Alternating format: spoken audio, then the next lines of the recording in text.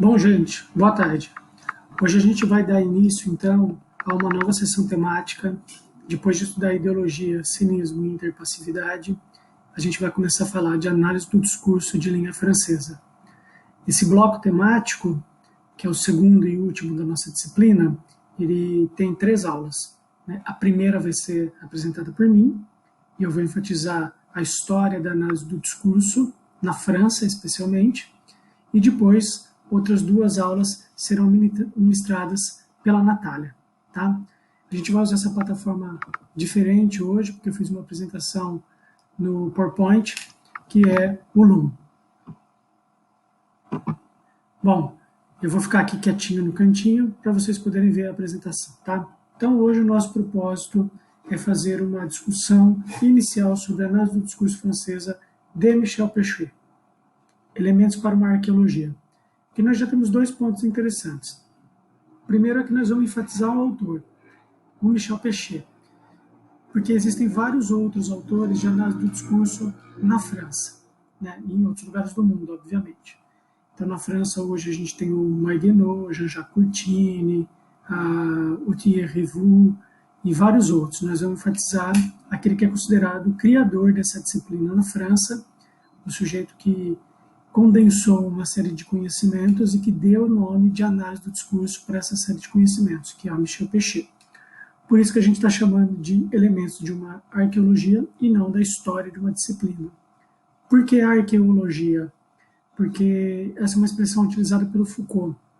As ciências humanas, quando elas vão fazendo as suas histórias, né, as suas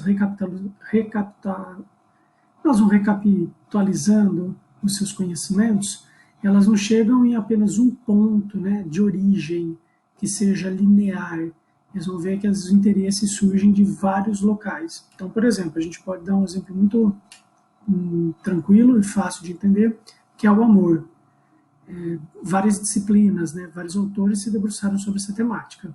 A biologia, a psicologia, a psicanálise, a química, a sociologia, a pedagogia. Então, ela tem nascimento em vários locais, não apenas em um. E em várias plataformas. Pode ser um vídeo, uma música, um escrito, um poema, enfim. É mais uma série dispersa de elementos que podem ser agrupados para dar um sentido de conjunto, e isso é arqueologia, do que uma história linear, progressiva, como usualmente a gente tem em mente. Bom, vamos começar então. Por que razões discutir linguagem em psicologia social? Isso a gente precisa entender no contexto histórico da própria psicologia social. A gente tem discutido em psicologia, a gente discutiu em psicologia social 1, caso vocês se lembrem, das tradições clássicas, né, ou chamadas modernas em psicologia social. A gente viu o contexto francês, o contexto alemão, o contexto inglês. E alguns desdobramentos. Mas as temáticas que eles se debruçavam eram temáticas amplas, que visavam responder a seguinte pergunta: o que forma a nossa subjetividade? Né? A nossa subjetividade é formada pelos elementos internos, uma perspectiva inatista, biológica, ou será que a nossa subjetividade é formada por elementos externos, pela cultura, pela família, pelos espaços de socialização, numa perspectiva ambientalista? Ou será que a nossa subjetividade é formada no embate entre essas 2 esferas? Então, essa era a grande temática que perpassou a psicologia social até a década de 50. A década de 50 vai ser muito importante, como a gente falou no começo dessa disciplina, porque vai haver um retorno do materialismo histórico dialético, especialmente com os trabalhos do Marx. Vamos lembrar que no final do século XIX, até o final da Segunda Guerra, e ainda na Guerra Fria, havia um grande temor, lembra, por exemplo, das políticas macartistas, né, de repúdio, de rechaçamento do comunismo. E o autor mais vinculado ao comunismo era o próprio Karl Marx. Então sempre houve uma desconfiança, por assim dizer, da obra produzida pelo Marx, porque era uma afronta, um questionamento sobre o modo de produção e da ideologia no sistema de produção capitalista. Isso não era interessante para políticas econômicas e sociais de cunho liberal que apostavam no valor do mercado como grande emblema, né, da meritocracia, do individualismo, como sistemas para vencer o mundo. Então, na década de 50, começou a ter um questionamento desses padrões ou dessas dominações ideológicas, e o grande referencial teórico que retorna é o marxismo, como a gente viu nos estudos de ideologia, para fazer a crítica social. O que vai estar em jogo na década de 50 é que você vai ter uma crítica social, né, com todo o histórico da primeira metade do século XX, e também porque em vários países você começa a ter processos sociais de autoritarismo. E o marxismo é uma arma teórica, conceitual, muito interessante, muito forte para fazer a crítica aos autoritarismos. Então, se na década de 50 e mais fortemente nas de 60 a gente vai ver, observar no mundo várias ditaduras acontecendo, o marxismo vai ser a contracorrente contra esses autoritarismos.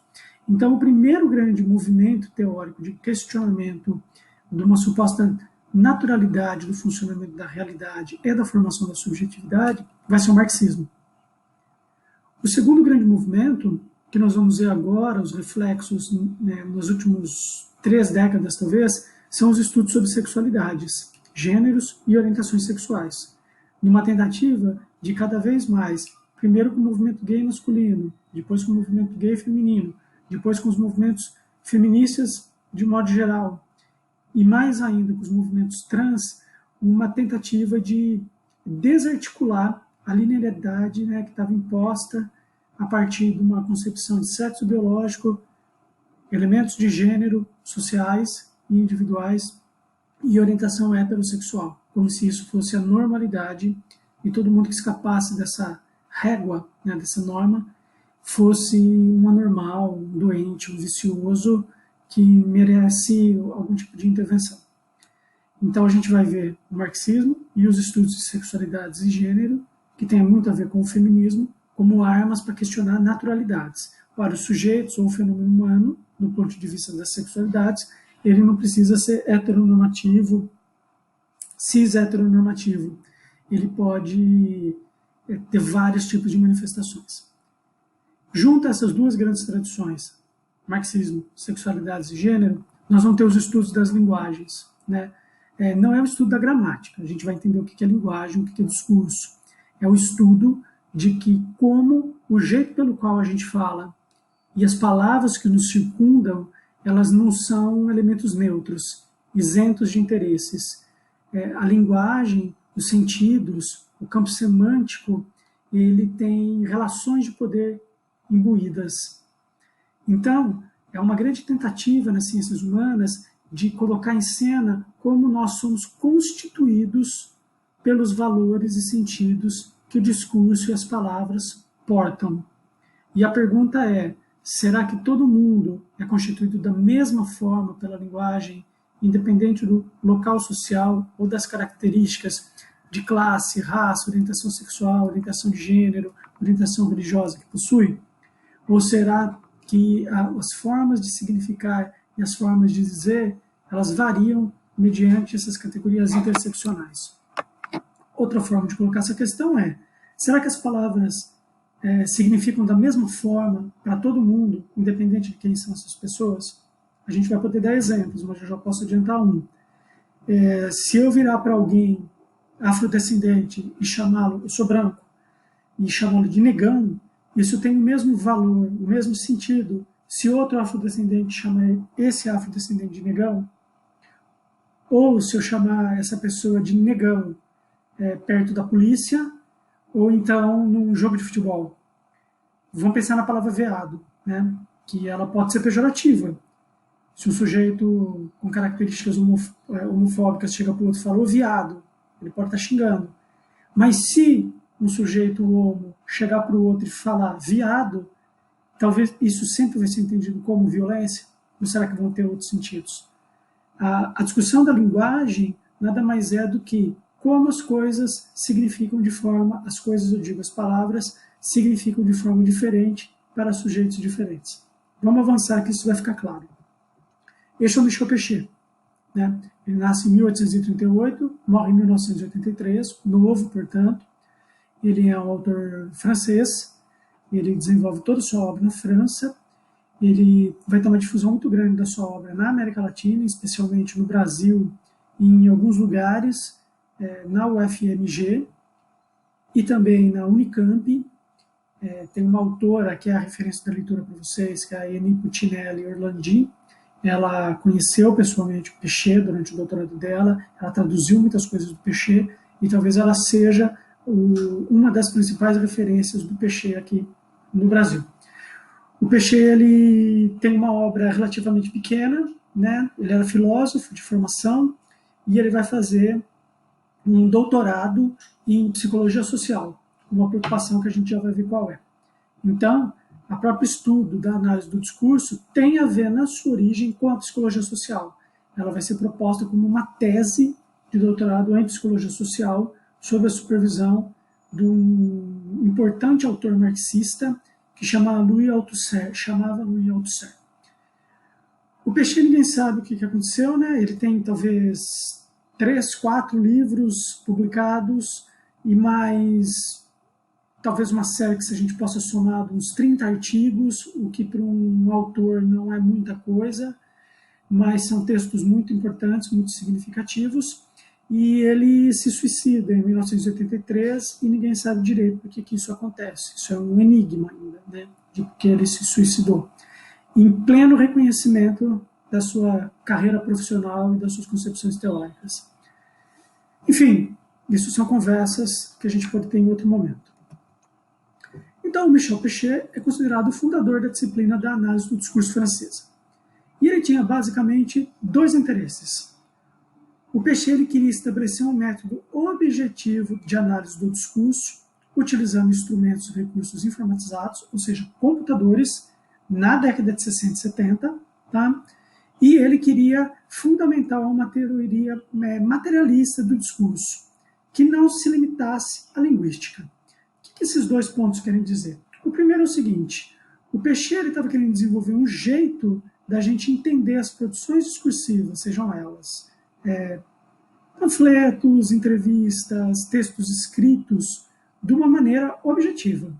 Né? Por exemplo, que a gente pudesse jogar isso num computador, como a gente faz hoje, mas na década de 70 não dava para fazer ainda. O Pechet é um dos primeiros que tenta empreender esse trabalho. Quando hoje você pega um texto do Word, por exemplo, e vê lá, pede para ele falar quais são as palavras mais frequentes, quantas vezes a palavra discurso aparece nesse texto, quantas linhas tem esse texto, quantos parágrafos tem esse texto, quantos caracteres tem esse texto, quantas vezes a palavra França e discurso aparecem na mesma frase. Todos esses jogos que hoje nós conseguimos fazer com facilidade, seja no Word, seja no PDF, isso era de muito difícil realização na época do Pechet. E além do mais, o Pechet ele estava preocupado em produzir traduções com esses textos depois que eles passassem por uma plataforma informatizada. Então, pensa assim, você pegava um livro do Freud, por exemplo, em alemão, você digitava esse livro, colocava no sistema, no programa de computador, apertava uma tecla de Enter e ele traduzia do alemão para o francês, ou do alemão para o português, ou do alemão para o japonês. Hoje a gente consegue fazer isso, né? Você tem o DeepL, você tem o Google Tradutor, você tem outros aplicativos que permitem fazer isso. O Pechet é um dos primeiros que tenta fazer isso. Vocês já usaram o Google Tradutor? Vocês já viram a lástima, no geral, apesar de ele ter melhorado muito, que esses programas são? Por que isso acontece? Porque é muito difícil você traduzir uma língua para outra, ainda mais sem ter um ser humano no meio do caminho. Por que um ser humano? Porque se você pega a obra do Freud em alemão e você pega um alemão que saiba o inglês ou um inglês que saiba alemão para traduzir, o sujeito vai ler mais coisa, vai trocar ideia com outras pessoas, vai ter um tempo para estudar a obra do Freud e vai tentar fazer uma tradução. Agora o computador não faz isso. Ele vai pegando palavra por palavra, fazendo uma equivalência, traduzindo isso automaticamente e aí tem fazendo algumas correções do ponto de vista gramatical. Né? Então, por exemplo, ajustes semânticos, inclusive. Vamos dar um exemplo muito fácil que, por exemplo, em inglês, a gente inverte os termos em inglês quando você vai falar, por exemplo, flor amarela. Você fala flor amarela em português, mas você fala, sei lá, yellow ice cream, yellow flower, né, em inglês, e não flower yellow.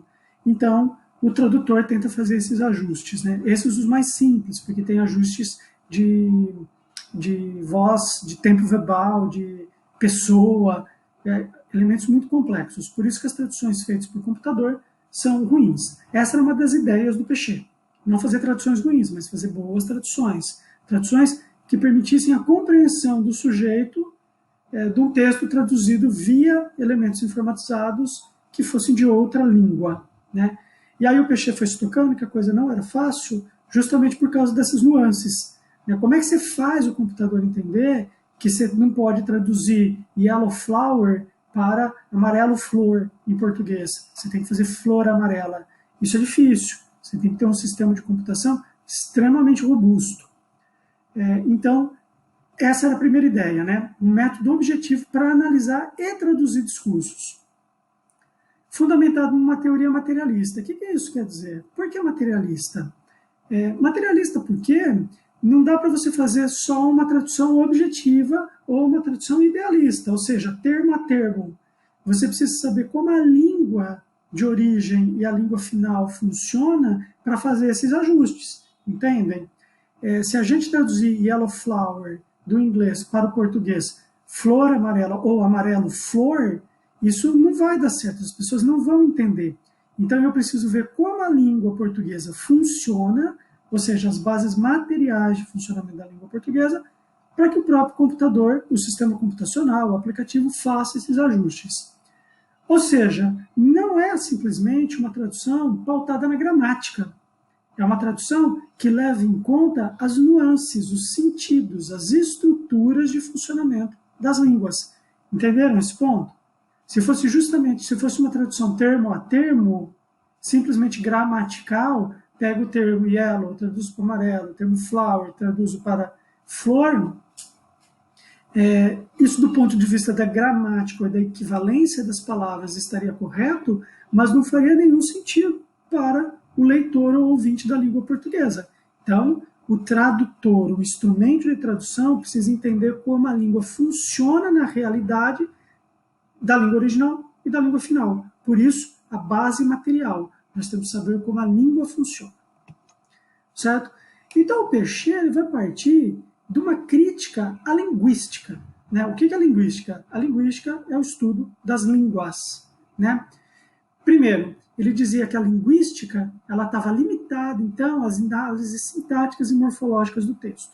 Aquilo que eu falei. Será que o advérbio foi empregado no seu lugar certo? Será que a flexão na voz e da pessoa tal foi feita corretamente diante da gramática? O Pechet vai criticar, falar que a linguística, melhor, o Pechet vai falar que a linguística, apenas ao considerar esses fatos sintáticos ou morfológicos, não considera os efeitos de sentido, ou seja, as nuances que a linguagem pode ter. E também a linguística do Pechet, ela tinha interesses restritos. Por exemplo, ela queria saber só quem produziu o texto, para quem que ele produziu o texto, e se esse texto estava adequado às normas das gramáticas, das línguas de origem. Quando, na verdade, o Pechet vai falar que o que faz a criação do sentido num texto, numa entrevista, numa fala, num jornal, num folder, numa placa de trânsito, são elementos que ultrapassam, estão alicerçadas na gramática, mas que ultrapassam as normas gramaticais. Por isso que nós temos que olhar para o real funcionamento das línguas nos grupos sociais específicos. Bom, qual que é a proposta, então, do Michel Pechet? Compreender as condições materiais e ideológicas de produção dos sentidos nos discursos. Então, não basta saber como funciona a gramática de uma língua, é necessário ver como os sujeitos realmente falam, significam e fazem usos diversificados das palavras quando estão dizendo. Ora, isso é muito simples de entender. Alguém de nós aqui fala, a rigor, a norma culta da língua portuguesa todo o momento? Não, é muito difícil. Né? Você vai ver isso num texto, né? Quando muito. Mas quando a gente está falando, nós fazemos flexões equivocadas do ponto de vista da gramática, nós pegamos uma palavra e damos um significado ou um sentido que ela não tem originalmente, nós inventamos sentidos para as palavras, nós criamos gírias, nós temos a própria prosódia, que é o ritmo de fala, a entonação. Então, se eu falar assim, eu gosto de cachorro-quente, isso pode ser diferente se eu disser eu gosto de cachorro-quente.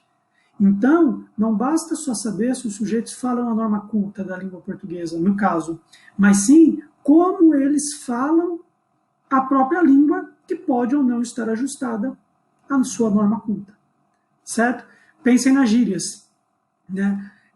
Uma vez eu li em algum lugar que uma gíria de surfista, que é um mundo que eu não conheço nada, diz que às vezes os surfistas podem tomar uma vaca. Né? Vocês já tomaram uma vaca? É impossível tomar uma vaca. Mas na língua dos surfistas, no seu jargão, tomar uma vaca significa você tomar um tombo numa onda. Então por que eles não falam tomar tombo numa onda? Eu não sei, né? Mas o fato é que eles não falam você tomou um tombo numa onda, você tomou uma vaca. Né? Ou então, quando... eu lembro da minha avó uma vez, quando ela comentou assim, que quando ela começou a sair na adolescência dela, tinha muitos brotinhos na rua. Né? O que são brotinhos? Brotinhos são pessoas bonitas, interessantes. Mas por que ela então não falava pessoas interessantes? Porque era uma gíria.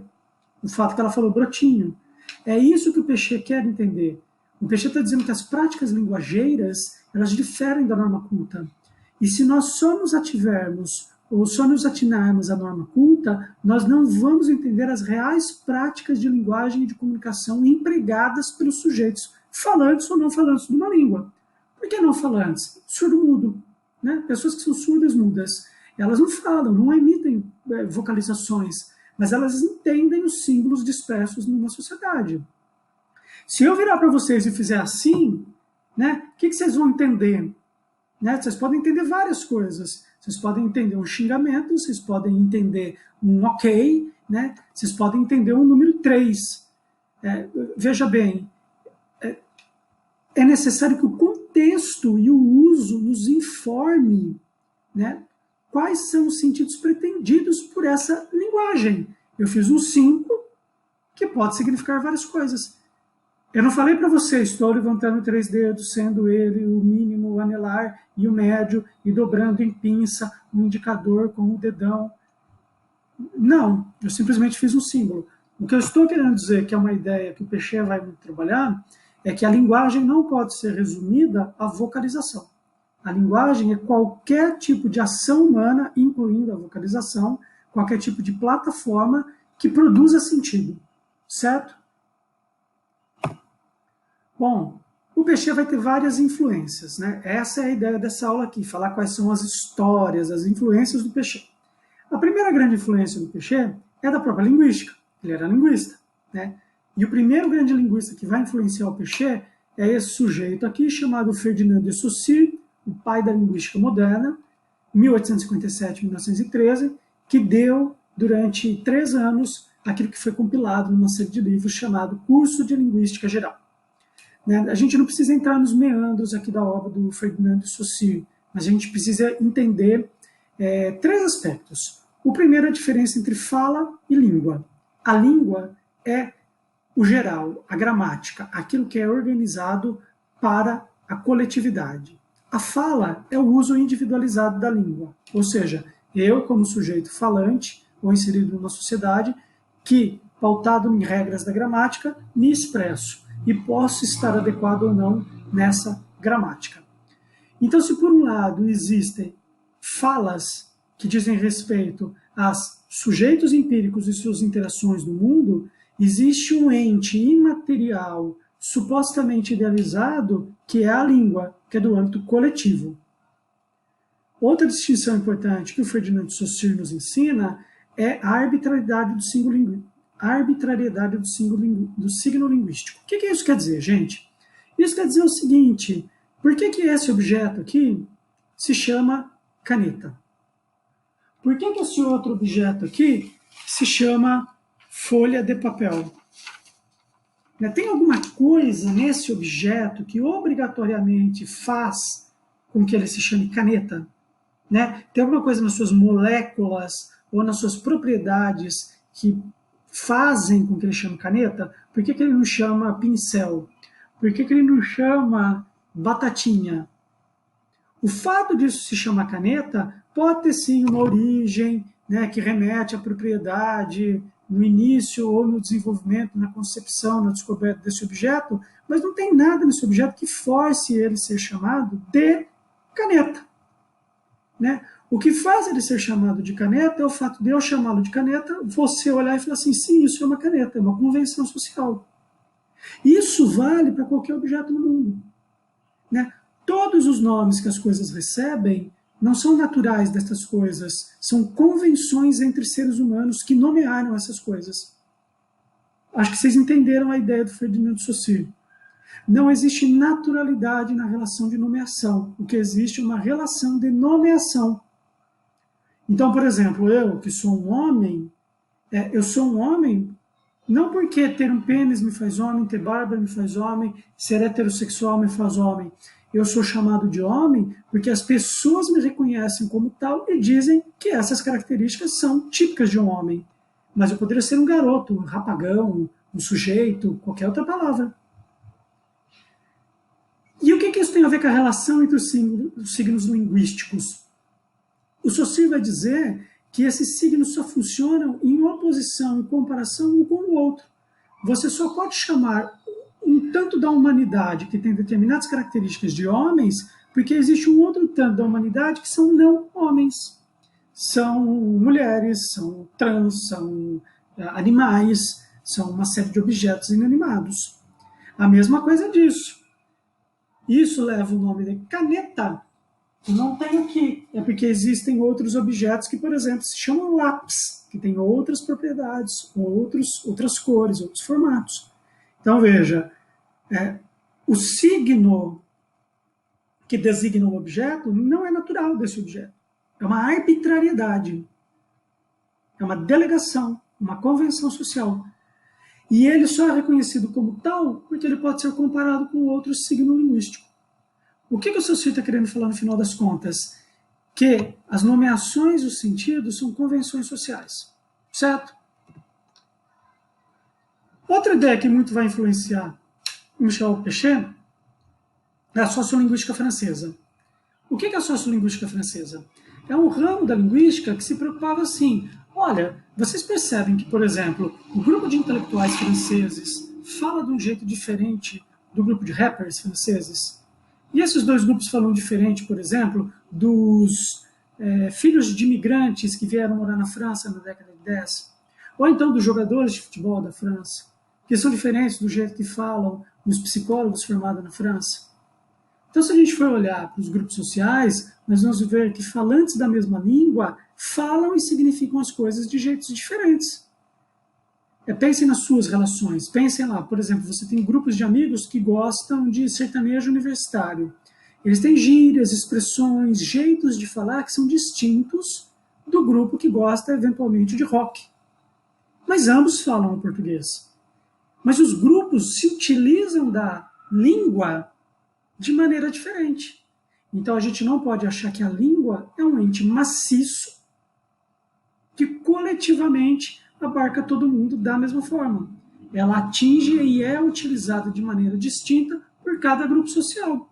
Mais uma vez, o que a sociologia francesa coloca em cena e influencia o Pechet é o fato de que há variedade e mutação histórica no uso da linguagem e dos sentidos. Outro sujeito que vai influenciar o Pechet é esse sujeitinho aqui que chama Zelek Zabatei Harris, 1909-1992. Né? O Harris estava preocupado com uma coisa que se chama distribucionalismo. Né? O que esse palavrão quer dizer? Quer dizer que a posição dos elementos linguísticos importa na produção de sentidos. Né? Se eu falar assim, eu gosto de sorvete, vocês entendem uma coisa. Agora, se eu disser, que nem o mestre Yoda, né, do Guerra nas Estrelas, sorvete ao gostar, vocês entendem, não entendem? Mas está correto? E não fica um pouco mais confuso de entender? E se eu falar assim, eu não vou à festa? E se eu mudar esse não. Não, eu vou à festa. Então, a posição do elemento na frase influencia na produção de sentido. Isso quer dizer o seguinte, que as palavras, ao mudarem de posição na frase, seja ela escrita ou vocalizada pelos sujeitos, elas constroem outros sentidos. O que está em jogo aqui, novamente, para o Harris, é o fato de que não existiria uma fixidez ou uma naturalidade, mas sim usos socialmente localizados de palavras que produzem determinados sentidos. Né? E outras pessoas importantes no campo da linguística são, primeiro, o Oswald Ducrot e o João Dubois, que eles vão ser estudiosos da lexicografia, principalmente da semântica. O que é semântica? Semântica é o campo dos sentidos. Então, vocês já devem ter visto aquelas coisas assim, o que é a palavra... Não sei, deixa eu pensar alguma coisa assim. O que o nome detílio, que é o meu sobrenome, quer dizer? Né? E essa palavra detílio quer dizer alguma coisa. Foi mudando ao longo da história. Então eu posso ir entendendo os usos diferentes que a palavra detílio teve, de onde ela surgiu, como ela se flexionou. Por exemplo, detílio vem de uma árvore que é a tília, que era muito típica numa região da Itália. Então ela foi utilizada por cristãos convertidos na época da Idade Média para designar determinadas pessoas que moravam numa região, mas eles viajaram uns para um lugar e ficou tílio, outros viraram tíglio, outros viraram detílio, outros detíglio, com 2 T's, com 1 T, e por aí vai. A gente poderia caçar a história das palavras que vai mudando ao longo das épocas. Né? É isso que eles vão se preocupar.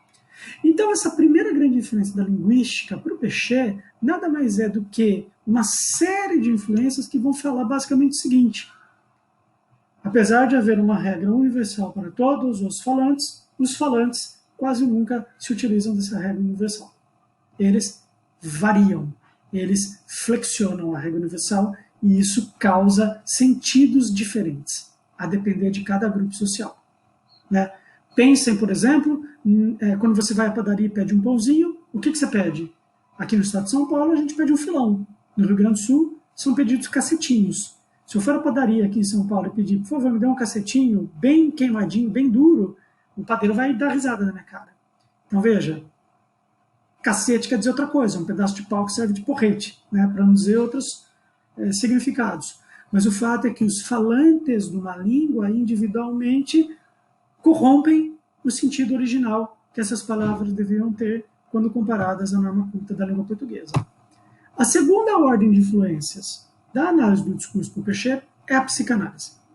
E primeiro, o Sigmund Freud, né? Especialmente a obra A Interpretação dos Sonhos. E o Freud vai falar coisas muito importantes. Nós não entraremos no meandro, somente no que é mais destacável na sua influência por Péchet. Nós somos sujeitos que somos sobredeterminados por leis de funcionamento do inconsciente. Né? Apesar de termos uma parte das nossas vivências subjetivas que são conscientes, racionais e decididas, a maior parte, para não dizer a totalidade, não é decidida pelo sujeito. Ela é inconsciente, ela é desconhecida do sujeito. Né? Então, nós não dominamos tudo o que a gente quer fazer.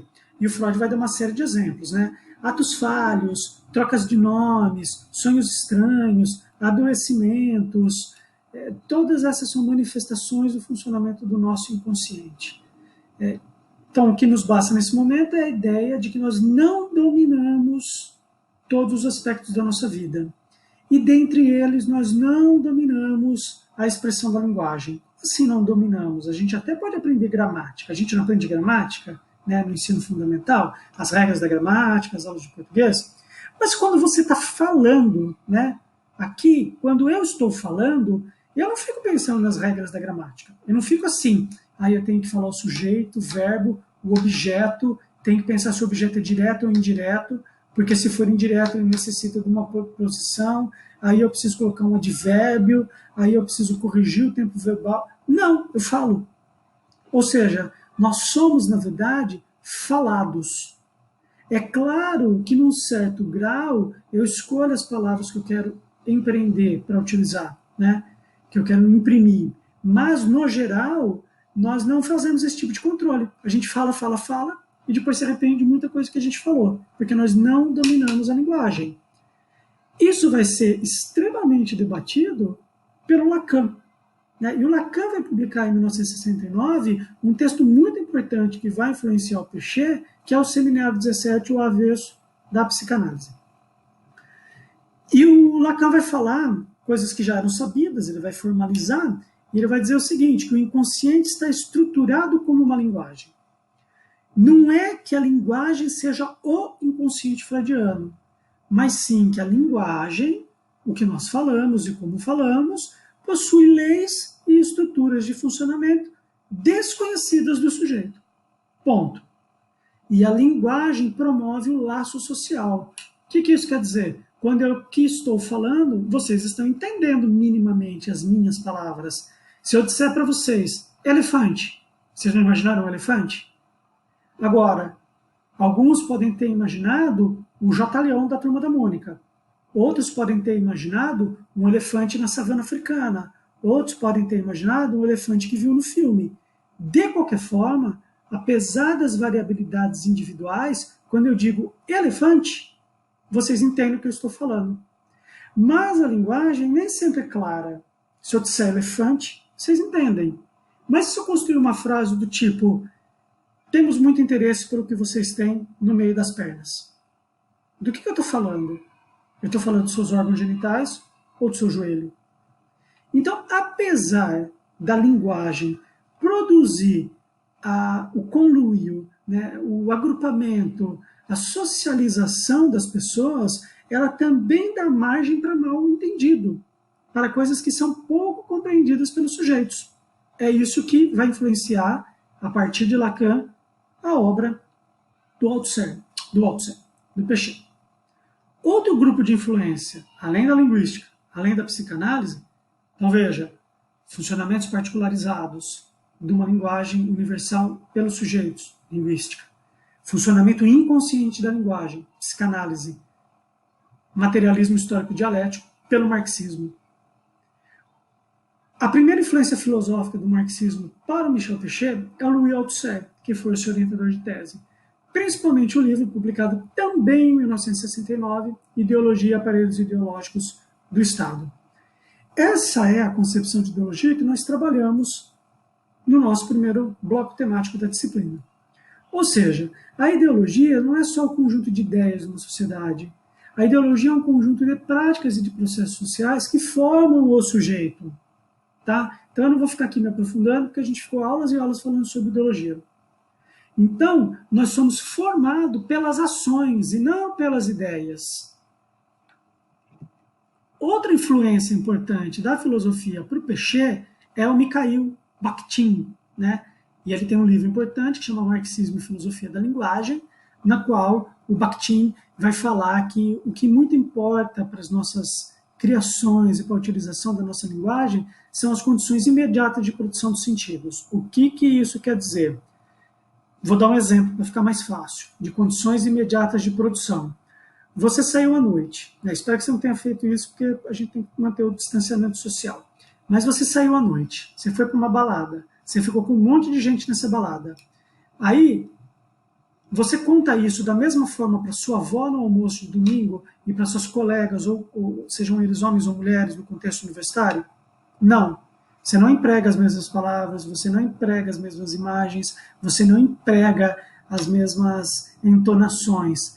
Você vai contar o mesmo episódio de um jeito para sua avó e do outro jeito para os seus colegas, ou para o seu pai, ou para sua mãe. Por quê? Porque as condições imediatas de produção e as consequências dessas condições imediatas de produção influenciam e modalizam, isso é muito importante para o Piaget, né, a partir do Bakhtin, modalizam o jeito pelo qual a gente se apropria e utiliza a linguagem. Outro sujeito que muito vai influenciar o Piaget é o Michel Foucault. O Michel Foucault, em 1969 também, vai lançar 2 livros muito importantes, A Arqueologia do Saber e A Ordem do Discurso, no qual ele vai debater o papel da linguagem na constituição subjetiva. Então vejam, em 1969 nós temos a produção de 3 grandes livros. Primeiro, Seminário 17, do Lacan, Inconsciente. Depois, Ideologia e Aparelhos Ideológicos do Estado, do Althusser, que vai falar das condições reais e materiais que modalizam a nossa linguagem. E depois nós temos a Ordem do Discurso, do Michel Foucault, para falar que as condições sociais pressionam os sujeitos para que eles utilizem determinadas palavras, sentidos, e não utilizem outras, certo? Nas próximas aulas, quando a Natália falar sobre a teoria e os conceitos do Péchet, a ideia de formação discursiva vai ficar clara, né, que é a proposta do Foucault. E aí, o Péchet pode ser entendido como um crítico, primeiro, ao distribucionalismo do Harris.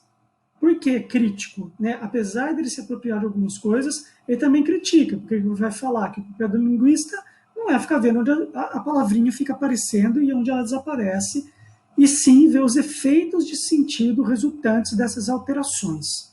Né? Então não basta fazer gráficos, contar o número de palavras, é necessário investigar os sentidos. Vai fazer uma crítica aos gramáticos, né? Ou seja, não dá só para se apegar, apesar disso ser necessário, às regras gramaticais que organizam uma língua e uma linguagem. Nós temos que olhar para as utilizações que os sujeitos fazem dessa gramática na realidade, então, concepção materialista. E vai criticar os psicanalistas, porque os psicanalistas ficavam, ao invés de ficar discutindo sobre laço social, que seria mais importante, eles ficam tentando achar razões inconscientes de ordem individual, quando essas razões inconscientes de ordem individual estão balizadas por fatos sociais. Exemplo bem rápido. Por que os nossos traumas são de cunho sexual, segundo Freud? E aí os psicanalistas vão ficar procurando quais são esses traumas e como eles se organizam. Não, a gente tem que perguntar primeiro por que eles são sexuais, os traumas. Porque na época do Freud a sexualidade estava envolta numa série de questões que leva ela a uma experiência, vamos dizer assim, dual, no sentido de que é ao mesmo tempo perigosa, ao mesmo tempo prazerosa. Então a gente tem que estudar as condições sociais de produção da linguagem. E, fundamentalmente, uma crítica do Péchet para a análise de conteúdo da Laurence Bardin. O que é análise de conteúdo? A análise de conteúdo, que vocês vão fazer em metodologia científica, provavelmente, supõe que a língua funciona da mesma maneira para todo mundo. Né? Então, se eu pegar lá um texto e eu posso ficar contando as palavras ou inferindo sentidos para essas frases e palavras e agrupando diversas frases esparsas numa categoria. Você vai falar que isso é impossível. Né? Por quê? Porque não existe universalismo. Seria interessante a gente voltar nesse momento para a nossa discussão quando falarmos, então, do Péchet. Portanto, encaminhando para o nosso final, o que queria Michel Péchet? Né? Ele queria dizer algumas coisas, dentre as quais o discurso não é apenas o imediato do que se diz, porque ele depende da história social dos agrupamentos, que vão modalizar os sentidos possíveis, os sentidos impossíveis, as inovações e as proibições da própria linguagem. O discurso, então, é resultante daquilo que se diz, para quem se diz, quando se diz, como se diz e do que pode ser dito. Então, ele muda mediante o contexto. Então, o discurso não é a gramática. O discurso é o efeito de sentido entre os interlocutores. Lembram do primeiro exemplo que eu dei para vocês? Se eu, branco, chegar para um afrodescendente e falar, pega lá o negão, e se um outro sujeito negão falar para o outro negão, pega lá negão, é o mesmo sentido? É o mesmo efeito? Tem a mesma consequência? O Péchet não. Portanto, para o Péchet, as condições materiais e ideológicas de produção do discurso é objeto de investigação da análise do discurso. Então, a análise do discurso se preocupa em ver como a linguagem funciona, criando efeitos de sentido entre os interlocutores nas suas práticas reais de comunicação. Por isso, o Péchet pretendeu utilizar recursos informatizados, os computadores, que não fizessem apenas a tradução automática dos textos de uma língua para outra, ou que realizassem análise de conteúdo, mas que revelassem as condições materiais e ideológicas da produção de sentido. Em outras palavras, Ele criou um instrumento teórico, vários conceitos, vocês vão ver que é a Natália, e um instrumento técnico, programas de computador, que deram todos errado, mas ele tentou, tá? Que quando alimentados, tipo um Google Tradutor, pelo texto, eles automaticamente analisassem e ajustassem essa tradução. Por isso, a análise automática do discurso. Põe um texto, dou um enter, sai outro texto traduzido, automático. Então, essa pretensão estava na moda, né, os tradutores simultâneos computadorizados na década de 60, mas, por ser impossível, essa empreitada foi abandonada por uma análise do discurso não automatizada. Por que ela foi abandonada? Gente, porque vocês são muito novos, né? Esse smartphone que eu vou mostrar aqui para vocês, tá vendo? Isso aqui tem mais capacidade de memória e processamento de dados do que os computadores na época do PC. Né? E os computadores na época do PC não eram desse tamanho, eram do tamanho desse quarto. Então, assim, queimava, superaquecia, não dava certo. Então, e não tinha gente suficiente que entendesse de computador para fazer isso a contento. Resumindo, a análise do discurso já era praticada em vários contextos sociais. Na França, pelo Lacan, pelo Foucault, pelo Péchet. Nos países anglo-saxões, pelo Harris. E nos países eslavos, o Bakhtin. Então, a análise do discurso não nasce na França, ela é refinada na França. A análise do discurso do Péchet já era praticada por várias disciplinas, pela psicanálise, Freud, lacaniana, pela linguística, sociolinguística, distribucionalismo, lexicografia e outros, e pelo marxismo altusseriano. Então, Michel Péchet pretendeu, entre as décadas de 60 e 80, organizar uma nova disciplina alinhada com esses contextos históricos e tradições teóricas.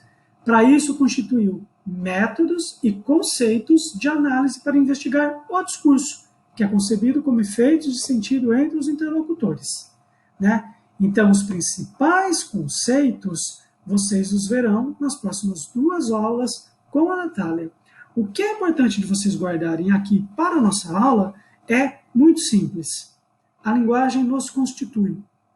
E ela nos constitui mediante particularidades que os grupos sociais criam sem saber que estão criando.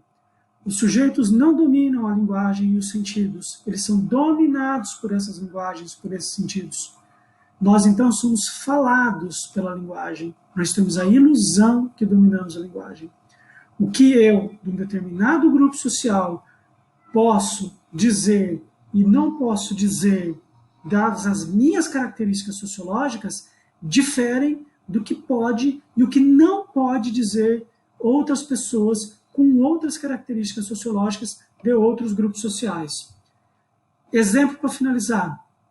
Mesmo havendo um objeto teórico universal chamado amor, os homens falam diferente de amor do que falam as mulheres.